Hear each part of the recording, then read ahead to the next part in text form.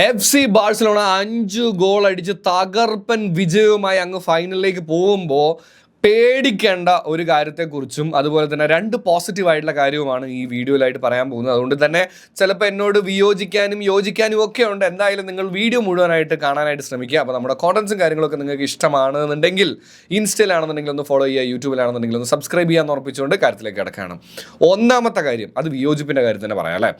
എന്ന് വെച്ച് കഴിഞ്ഞാൽ നമ്മുടെ ഡിഫൻസ് അതിപ്പോഴും ഒരു പ്രശ്നം തന്നെയാണ്. ശരിയാണ്, 5 ക്ലീൻ ഷീറ്റും മറ്റു കാര്യങ്ങളും ഒക്കെ ആയിട്ട് നമ്മളിങ്ങനെ മുന്നോട്ട് വന്നുകൊണ്ടിരിക്കുകയാണ്.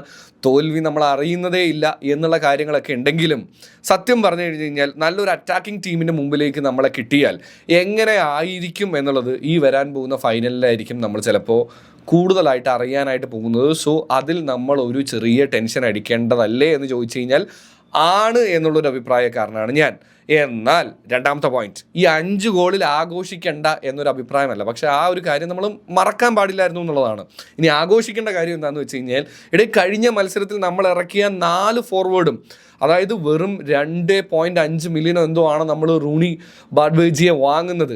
ആ ചെറുക്കനാണ്, കുഞ്ഞു പയ്യനാണ്, 11 അടക്കം നമുക്ക് വേണ്ടി ഗോൾ കൺവേർട്ട് ചെയ്യുന്നു എന്നുള്ളതാണ്. അധികം ടൈം കിട്ടുന്നുണ്ടോ? അതായത് യമാലിൻ്റെ ഒരു പൊസിഷനിലാണ്.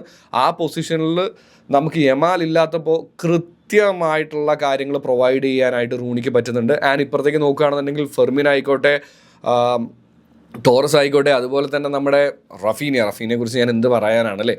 പുള്ളി അങ്ങ് ഫുൾ ഫോമിൽ പൊയ്ക്കൊണ്ടിരിക്കുകയാണെന്നുള്ളതാണ്. മൂന്നാമത്തെ പോയിന്റ് എന്ന് പറയുന്നത് പലപ്പോഴും ഞാൻ കണ്ടതാണ്, അതായത് ഗോള് വഴങ്ങുന്നതിലും ഗോൾ അടിക്കുന്നതിലും കഴിഞ്ഞ സീസണിൻ്റെ അത്ര എത്തുന്നില്ല എന്ന് പറഞ്ഞുകൊണ്ട് കളിയാക്കുന്നത്. പക്ഷേ സത്യം പറയുകയാണെന്നുണ്ടെങ്കിൽ സ്റ്റാറ്റ്സ് എടുത്ത് നോക്കുകയാണെന്നുണ്ടെങ്കിൽ ഗോൾ വഴങ്ങുന്ന കാര്യത്തിൽ കഴിഞ്ഞ സീസണേക്കാളും കുറച്ചും കൂടെ ബെറ്ററാണ് നമ്മൾ. എന്ന് വെച്ച് കഴിഞ്ഞാൽ വഴങ്ങുന്ന കാര്യത്തിൽ ബെറ്റർ ആണെന്നല്ല, ക്ലീൻ ഷീറ്റ്സ് നമുക്ക് കുറച്ചും കൂടെ കൂടുതൽ കിട്ടുന്നുണ്ട് എന്നുള്ളത് പോസിറ്റീവ് കാര്യമാണ്. അതുപോലെ ഗോൾ അടിക്കുന്ന കാര്യത്തിൽ കഴിഞ്ഞ സീസണെ വെച്ച് നോക്കുമ്പോൾ വി ആർ ഫാർ ബെറ്റർ എന്നുള്ളതാണ്. സോ എന്താണ് നിങ്ങൾക്ക് തോന്നിയെന്നുള്ളതും കൂടെ താഴെ കമൻറ്റ് കറോ.